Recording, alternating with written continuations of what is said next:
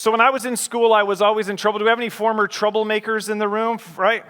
So I was always in trouble at school for three things. I couldn't sit still, be quiet, or do what I was told.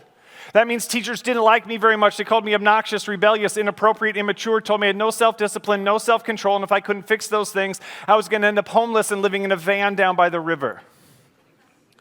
Sooner or later, they'd give up on me, send me to the principal's office. I remember I was in third grade, so I was 8 years old. I got sent to the principal's office. He sat me down in his lap, which seems questionable now, looking back on it. Let's keep it professional. And he told me a story about three kinds of bad people, and I'm like, wow, this story doesn't even have good people in it. He said, Dave, there's bad people, really bad people, people who are too far gone. He told me I was a really bad kid on the verge of being too far gone. I was 8. I needed to learn to sit still, be quiet, and do what I was told. Now let's talk about intentions for a second, because he was trying to help me. He was seeing my weaknesses. He believed if I couldn't fix my weaknesses, I was never going to be successful. He was teaching me what his parents, his teachers, and his employers had taught him. He had the right intentions. I believe that. But I think like a lot of us, he had the wrong framework. I'm not the only one who had trouble at school. Ken Robinson says many highly talented, brilliant, creative people think they're not. Because the thing they were good at school wasn't valued or was actually stigmatized.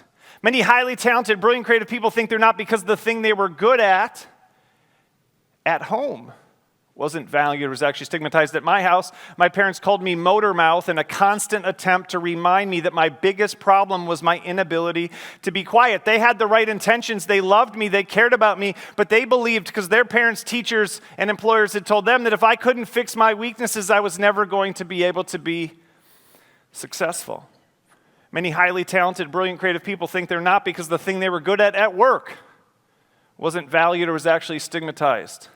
Almost everyone in this room has had that experience of bringing your best or what you thought was your best to work. Only have the people around you see your worst and not your best. Some of you started your own businesses because you were tired of bringing what you thought was your best to a place that didn't appreciate it.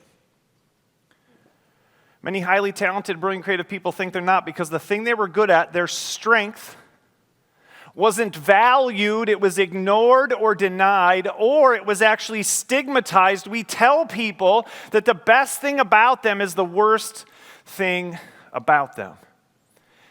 And I realized that that's exactly what happened to me. Because as an adult, I became a professional speaker. And I get paid to stand up, not to sit down.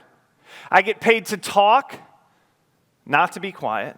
And I get paid to run my own business, not to do what other people tell me to do.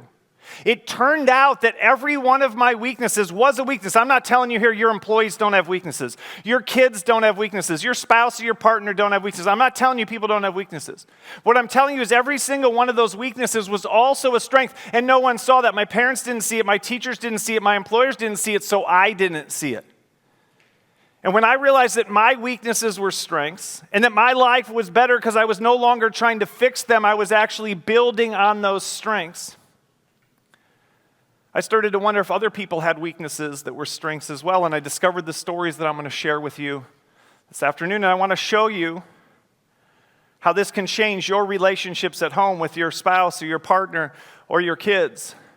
How this can change your relationships with your employees and change your relationship with the way you even manage your business and your own life and your own career.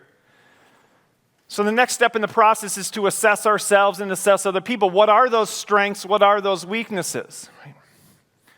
But we're bad at this. We're bad at assessing ourselves and we're bad at assessing others. It's human nature. It's called negativity bias. Psychologists explain that every one of us has negativity bias, and it means that we tend to see what's wrong instead of what's right in any situation, even if what's wrong is really, really small and what's right is really, really big.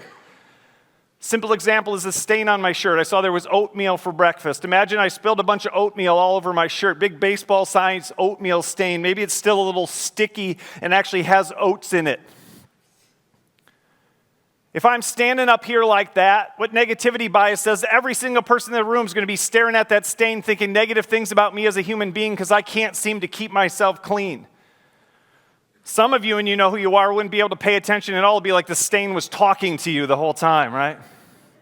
And no matter how positive and how encouraging you are, there's not a single person in this room who'd be staring at that stain on my shirt and thinking, that Dave Rendall is doing a good job. Because 98% of that shirt is stain-free. Nice job, Dave. Nice job. Right. And if you were asked to rate my appearance at the end of this presentation, most of you would not just give me a failing score, you'd give me a 0 because we're not supposed to have stains on our clothes. But you might be saying, Dave, that's subjectivity, that's marketing, that's spin control, but it's not. It's a measurable, objective, scientific reality. We can take this shirt off. I won't, trust me. But we could take this shirt off. We could lay it out, measure the surface area that's clean, measure the surface area that's stained, and see that 98% is stain-free. That's an A+ in high school. That's an A+ in college. And that's what we do. We look at the people around us and we zoom in on what's wrong and we miss everything that's right around the edges, and that's what damages our relationships. It damages our relationship with ourselves. It damages our relationship with our employees. It damages sometimes our relationship even with our business, because at some point we can only see what's wrong and we can't see all the things that are working.